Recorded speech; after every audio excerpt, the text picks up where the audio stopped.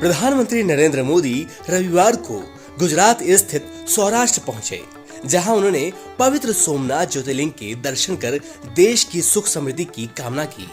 आस्था, भक्ति और गौरवशाली सनातन परंपरा के इस प्रतीक स्थल पर प्रधानमंत्री की यात्रा विशेष महत्व रखती है। आइए जानते हैं क्या है सोमनाथ ज्योतिर्लिंग का महत्व और उसका इतिहास। पहला ज्योतिर्लिंग है सोमनाथ। ऋग्वेद में आया सोमनाथ मंदिर का जिक्र। चंद्रमा से है सीधा कनेक्शन। हिंदू धर्म में ज्योतिर्लिंग का विशेष महत्व माना गया है। ये भगवान शिव के प्रतिष्ठित स्थलों में से एक है। ज्योतिर्लिंग का शाब्दिक अर्थ ज्योति का लिंग होता है। भारत में 12 प्रमुख ज्योतिर्लिंग है। इन ज्योतिर्लिंग के दर्शन से भक्तों के सारे कष्ट दूर हो जाते हैं। भारत के सभी पवित्र स्थलों में 12 ज्योतिर्लिंगों में सोमनाथ ज्योतिर्लिंग का महत्वपूर्ण स्थान है। तो आइए जानते हैं इस मंदिर से जुड़ी कुछ खास बातें। सोमनाथ ज्योतिर्लिंग की खासियत। सोमनाथ मंदिर हिंदुओं के लिए एक पावन स्थल है, क्योंकि इसे शिव के 12 ज्योतिर्लिंगों में से पहला माना जाता है। कहते हैं कि इसका निर्माण स्वयं चंद्रदेव सोमराज ने किया था। इसका उल्लेख ऋग्वेद में मिलता है। ये ज्योतिर्लिंग गुजरात के सौराष्ट्र क्षेत्र के वेरावल बंदरगाह में स्थित है। ये भारत के 12 ज्योतिर्लिंगों में से प्रथम ज्योतिर्लिंग है। इसकी महिमा महाभारत, स्कंद पुराण और ऋग्वेद में वर्णित है। सोमनाथ मंदिर असंख्य भक्तों की आस्था का केंद्र भी है। सोमनाथ मंदिर के बारे में पौराणिक मान्यता है कि इसका निर्माण स्वयं चंद्रदेव ने किया था, जिसका उल्लेख ऋग्वेद में है। मंदिर के इतिहासकारों और पुरातत्व विशेषज्ञों का कहना है कि इसका निर्माण 9वीं शताब्दी में किया गया है। अतीत में इसका नाम सोमेश्वर था। गुजरात में स्थित प्रसिद्ध सोमनाथ मंदिर के बारे में ज्यादातर लोग जानते हैं। महमूद गजनवी के 17 आक्रमण झेल चुके इस मंदिर की कहानी काफी लंबी है। गुजरात के सोमनाथ मंदिर की तरह ही पाली में भी महादेव जी का एक मंदिर है, जो आज से 1121 वर्ष पुराना है। सोमनाथ मंदिर से जुड़ी कुछ खास बातें। इस मंदिर के दक्षिण दिशा में समुद्र के किनारे बेहद आकर्षक खंभे बने हुए हैं, जिन्हें बाण स्तंभ कहा जाता है, जिसके ऊपर एक तीर रखकर ये प्रदर्शित किया गया है कि सोमनाथ मंदिर और दक्षिण ध्रुव के बीच में भूमि का कोई भी हिस्सा मौजूद नहीं है। प्राचीन भारतीय ज्ञान का ये अद्भुत साक्ष्य है। माना जाता है कि भगवान श्री कृष्ण ने अपना शरीर इसी स्थान पर छोड़ा था। सोमनाथ मंदिर की पौराणिक कथा। स्कंद पुराण के अनुसार चंद्रमा ने दक्ष की 27 पुत्रियों से विवाह किया था, लेकिन एकमात्र रोहिणी के प्रति उनका प्रेम बहुत ज्यादा था। इसकी वजह से बाकी की 26 रानियां अपने आप को अपमानित अनुभव करने लगी। उन्होंने इसकी शिकायत अपने पिता से की। पुत्रियों की वेदना को देखकर राजा दक्ष ने चंद्रदेव को समझाने का प्रयास किया, लेकिन वह नहीं माने।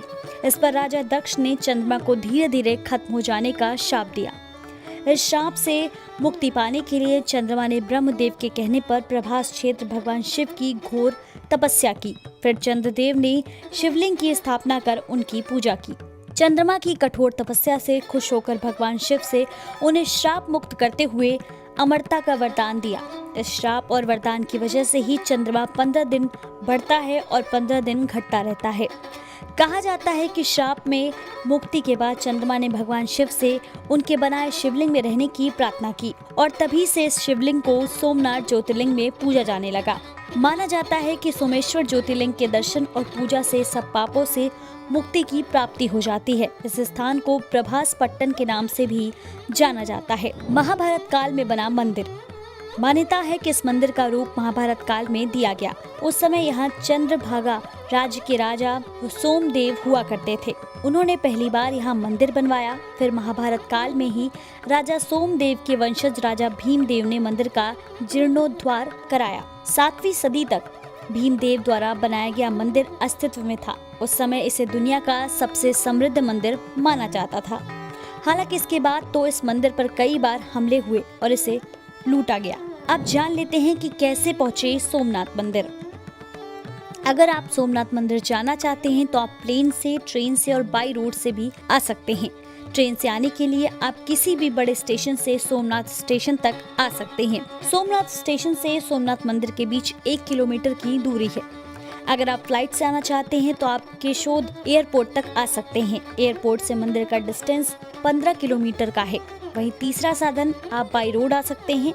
इससे आने के लिए आप द्वारकाधीश टेम्पल, राजकोट या अहमदाबाद से बस या टैक्सी से आ सकते हैं। अगर बस की टिकट की बात करें तो इसका प्राइस 150 से 250 होता है। अब जान लेते हैं कि कहाँ ठहर सकते हैं। सोमनाथ मंदिर के पास ठहरने के लिए आप धर्मशाला में ठहर सकते हैं, जिसमें आपको 100 से 300 तक देने हो सकते हैं। दूसरा तरीका, सोमनाथ मंदिर ट्रस्ट की तरफ से चलाए जा रहे अतिथि गृह में भी आप ठहर सकते हैं। वही तीसरा ऑप्शन है, आप प्राइवेट होटल्स में भी रह सकते हैं। आज तक नहीं सुलझे मंदिर के गुप्त रहस्य। स्कंद पुराण में प्रसंग आता है कि सोमेश्वर भगवान के दरबार से कोई भी फरियादी खाली हाथ नहीं जाता है।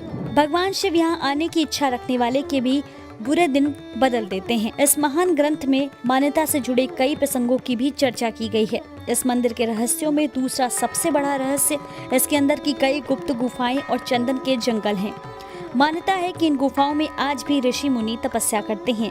इन ऋषि मुनियों को मंदिर में देखा भी गया है। इसी प्रकार मंदिर परिसर में स्थित चंदन के जंगल में आज भी विषधर नाग विचरण करते हैं। तमाम वैज्ञानिक इन रहस्यों को जानने का प्रयास कर चुके हैं, हालांकि अभी तक वह इसे सुलझा नहीं पाए हैं। ये मंदिर चमत्कारी है, जहां हर मनोकामनाएं पूरी होती हैं।